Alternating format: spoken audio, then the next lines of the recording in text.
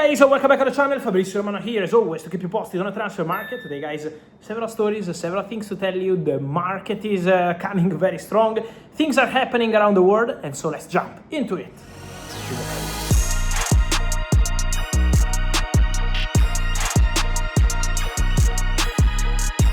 And here we are guys, the market is coming, the news are coming, we are ready to keep you updated every single day here on the channel. Remember, like the video, turn on the notification bell, be part of the family every single day.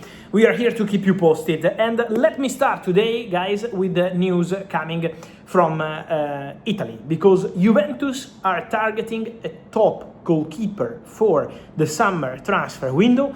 Juventus want to bring in an important goalkeeper, even if they will not play Champions League football next season. Juve still want to go for a top one. So they tried for Allison. Juventus were close to an agreement with the player, but then Liverpool decided to stop everything. The decision was made by Richard Hughes together with the rest of the management. Apart from Arne Slot, Iraola and all the rest, Liverpool don't want Allison to go. So they stop Allison completely. It's not about the transfer fee.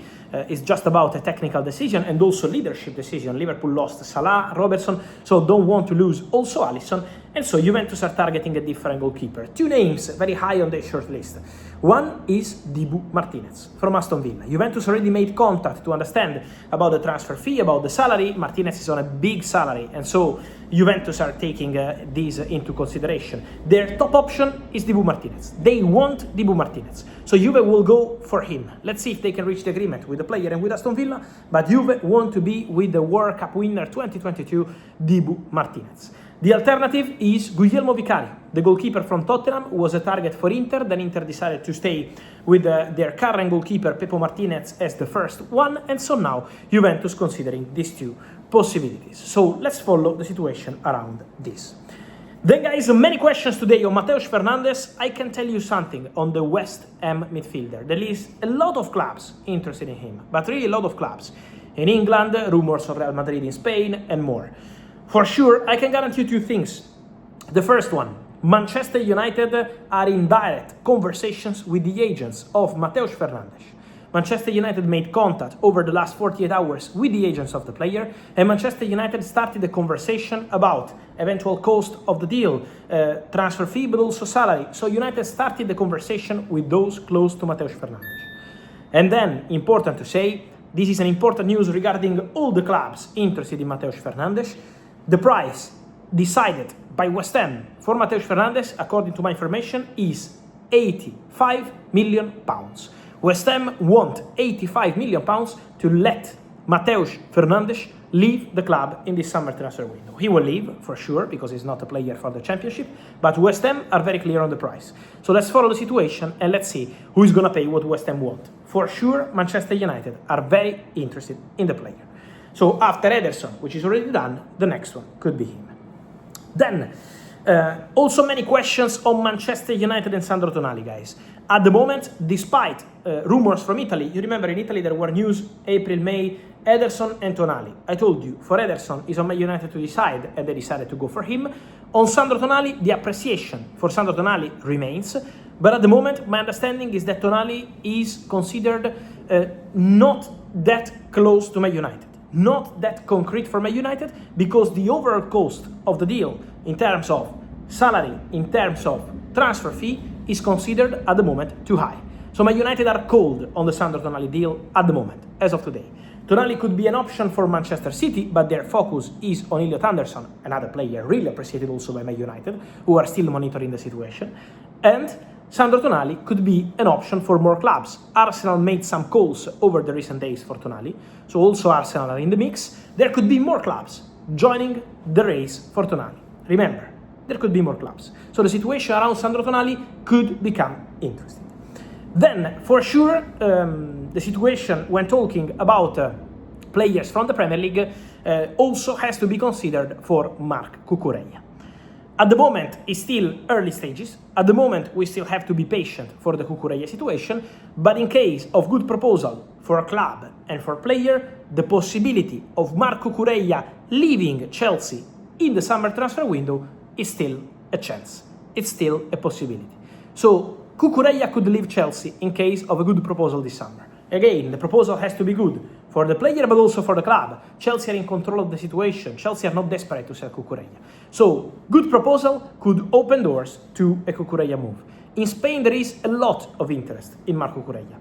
The feeling is that Spain could be the destination if Cucurella decides to leave Chelsea at the end of the day. So, keep an eye on the Cucurella situation, and Spain could be more concrete according to my information rather than links with English clubs. So this is the situation. Spain could mean, let's see what happens at Barcelona, but at the moment still nothing close or hot, also because Balde is still there, and also Atletico Madrid always appreciated Cucurella. Those in control at Atletico Madrid always been big fans of Marc Cucurella, so for sure he remains in their thoughts. But again, the proposal for the player and for the club has to be good to convince absolutely everyone. And then guys, we finish where we started. It's been the weekend and the week, the last one, of Real Madrid. Florentino Perez re-elected. We said absolutely everything on Real Madrid. Tony Rudiger is going to be official in 1 more year. Soon, decision on Nico Paz.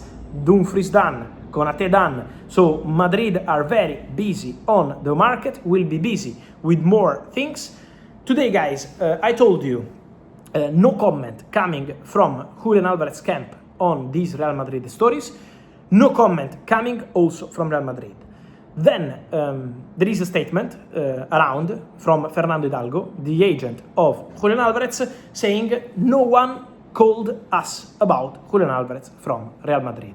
So, as an update, the agent of Julian Álvarez says no one has made any call to us for Julian from Real Madrid. We don't know anything about this. So, this is the statement, and we have to take this into consideration. Atletico Madrid are also not commenting on this story. So, we have to see what Real Madrid are going to do, because remember, for Olise, Bayern have no intention to let the player go.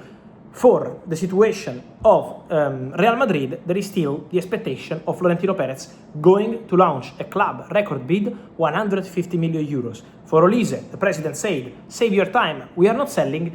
Let's see if Real Madrid will try for another player. This Julian Álvarez situation has been described by the agent like no one has called us. So this is the reaction. Don't forget what Florentino Perez said on the 150 million euros deal. He said, we will always approach the club first. This was a message from Florentino also to the other candidate who was approaching Haaland without any agreement with Manchester City. Florentino Perez said, we will approach the club first. This is the way we used to do deals. So, let's see what's going to happen. For sure, it's going to be an interesting weekend. An interesting week in Madrid. And so guys, the major thoughts on all these stories from Mateus, Fernandes, Cucurella, Martínez, Tonali, and all the rest here in the comments. Remember to like this video, turn on the notification bell, subscribe to the channel. See you soon. Ciao.